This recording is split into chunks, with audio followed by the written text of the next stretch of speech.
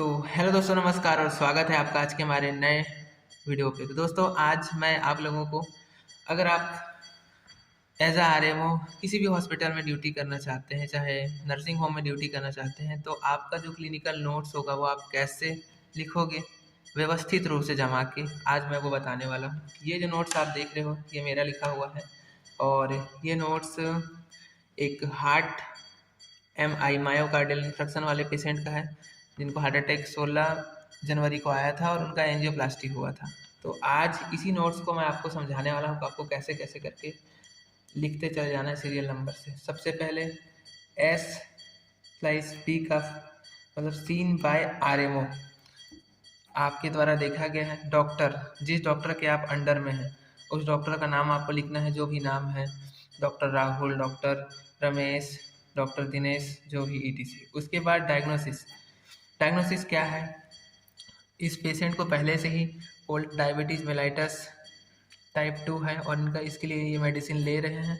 और दूसरा इनका कोरोनरी आर्टरी डिजीज़, जो इनका ब्लॉकेज था, एंटीरियर वॉल MI था इनको, एंटीरियर वॉल MI और 2 वेसल्स डिजीज़, मतलब इनका लेफ्ट असेंडिंग और LCX, ये 100% ब्लॉकेज था, ये 80% ब्लॉकेज था। नेक्स्ट जो इनका PO पोस्ट ऑपरेटिव हुआ है, मतलब एंजियोप्लास्टी हुआ है, एंजियोग्राफी किए तो इनका ये क्लियर हुआ कि कौन कौन सा आर्टरी में ब्लॉकेज है। उसके बाद एंजियोप्लास्टी किए, एंजियोग्राफी में जिस भी आर्टरी में हार्ट के ब्लॉक होता है उसके बारे में क्लियर रिपोर्ट आ जाता है। जैसे कि सोनोग्राफी, पेट में जब अगर कुछ दिक्कत होता है तो आप सोनोग्राफी कराते हो, तो वैसे ही हार्ट के लिए एंजियोग्राफी होता है।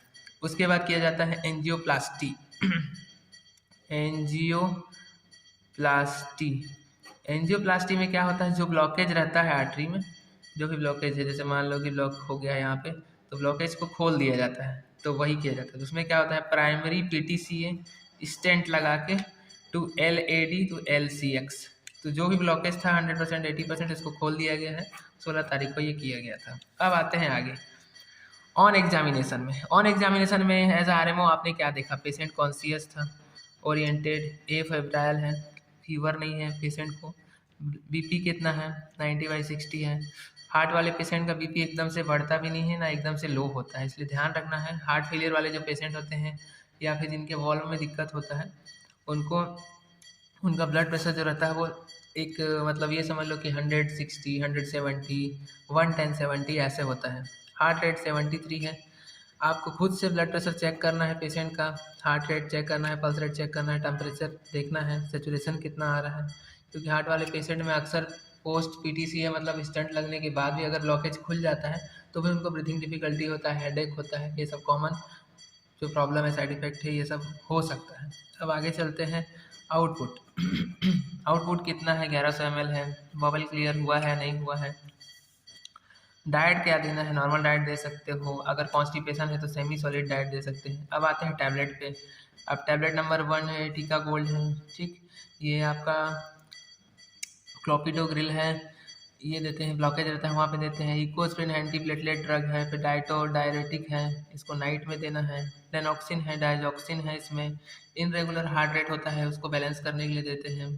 फ्लेविटोन MR है, ये भी जो चेस्ट पेन होता है उसको कम करने में दिया जाता है। निकोस्टार 5 mg है, ये भी एंटी एजाइना वाली मेडिसिन है।